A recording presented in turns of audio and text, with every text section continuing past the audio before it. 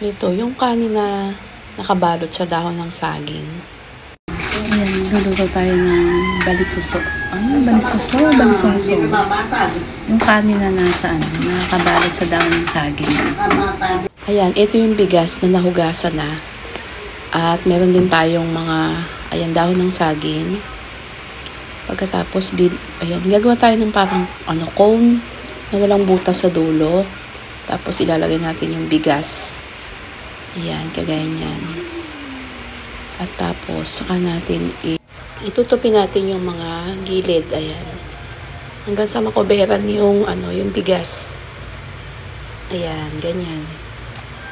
Tapos, ilalagay na natin dyan sa kaldero.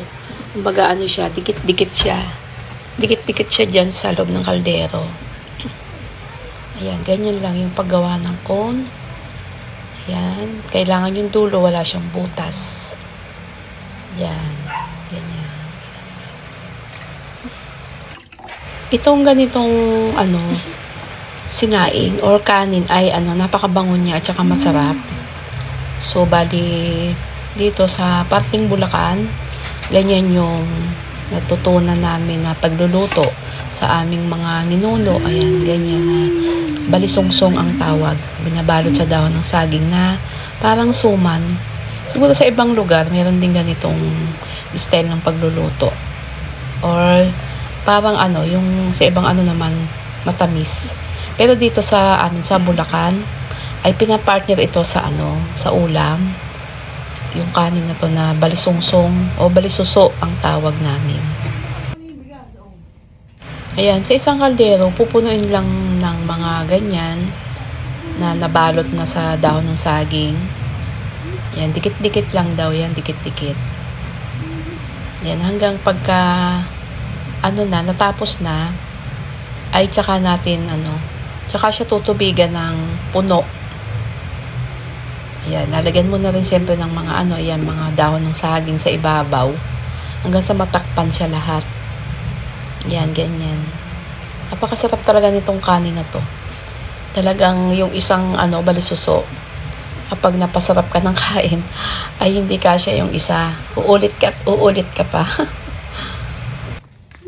Kapag kami may mga handaan, ganito, ang sinasaing namin. Natutunan to sa aming nanay. Kapag yung piyesta, birthday, ganun. Ganito yung aming sinasaing para mas matagal siya at madali lang siyang lutuin, hindi siya mahihilaw. Basta lang, yung apoy at yung tubig, tama. Tapos yung apoy naman kailangan talagang babantayan na may gatong yung apoy, may mga kahoy. At yan, ganyan, ito iniinin na namin. Iniinin na yung kanin, luto na. Ayan, talaga namang napakabango ng amoy niya. Ayan. Ng kanin, luto na. Ayan atin ang titikman.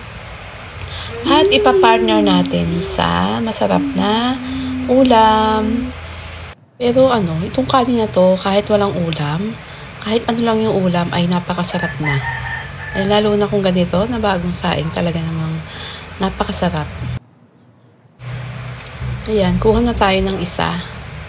Ayan, at atin ang bubuksan kung siya ay kung siya ay inin na. Ayan, napakainit.